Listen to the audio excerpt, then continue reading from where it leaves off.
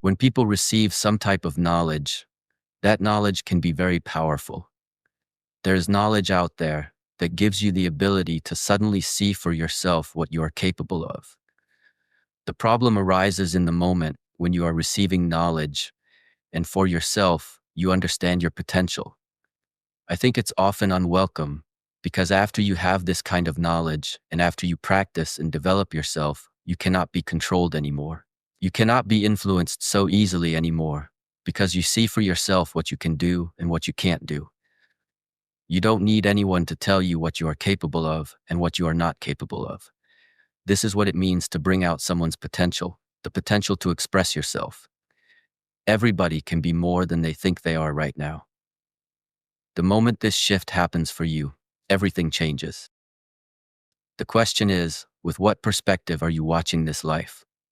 This is why in traditional and ancient Buddhist teachings, the central statement of Buddha is, with your thoughts, you create the world. It's not easy to understand this sentence, and it's not as obvious as it sounds. Everyone would say that just because they think there shouldn't be war in this world doesn't mean there won't be war. This is the misinterpretation of it. This world, with all its war, poverty, and crime, will always exist. These things will always exist. So, what world do you create with your thoughts? It must be a different one. I believe that if you look at the world with predetermined concepts, with some type of expectation, then it's very difficult to see things as they truly are. Right understanding involves learning to see how things are, understanding the fluctuations of things, understanding that emotions and thoughts come and go, none of them lasting forever. There's a fluctuation of things. Right understanding means you are starting to observe the world, looking around to figure out if there is a pattern to the way things are functioning, to the way things repeat.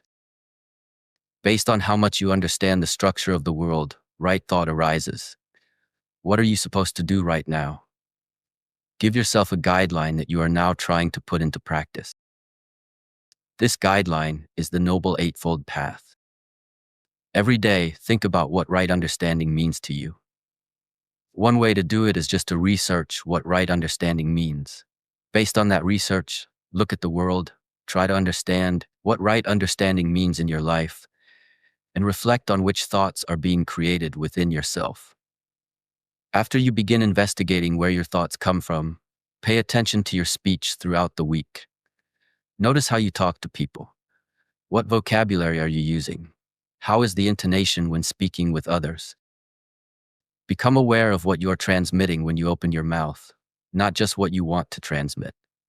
Observe how your words are understood by others, because it's not important what you mean by your words, it's how others understand them. A lot of misunderstandings can be reduced when you become more aware of the impact of your words. Right speech integrates all of these aspects, making you aware of your communication and its effect. All of this merges together with the ethical conduct of not wanting to harm others, neither through your thoughts nor through your speech. Following this, the right behavior is the next step, which involves paying attention to your actions. Your behavior creates conditioning through your actions, habits, and the way you treat others. Now, this Noble Eightfold Path is centuries old, and it contains much wisdom. Even if you care for your right understanding, speech, and actions, you can still be surrounded by environments that cause harm. That's why right livelihood is so crucial. Your livelihood must align with your ethical conduct. There are no excuses here. Right effort is the next step.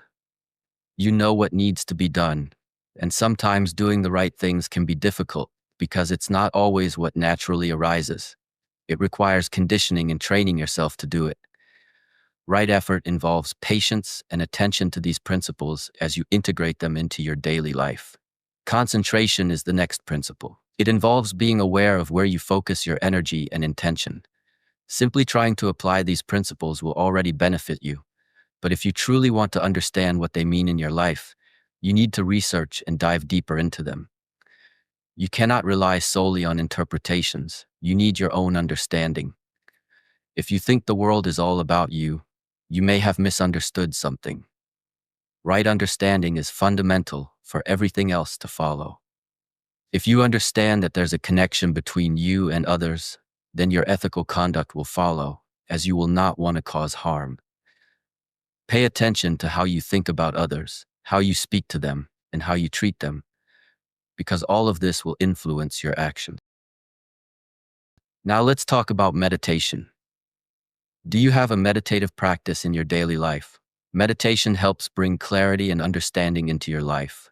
It's the practical way to start seeing more clearly, to start understanding better. Right understanding and meditation are closely related. By bringing meditation into your life, you begin to see things more clearly. This is not a linear journey. It's about your commitment to these practices. There are only two mistakes along this path. Either you don't start or you don't finish. Thank you for joining us today. If you're ready to begin your journey to strength, clarity, and right understanding, make sure to subscribe to Daily Path to Strength. Take the first step toward personal transformation. Your path to strength begins today.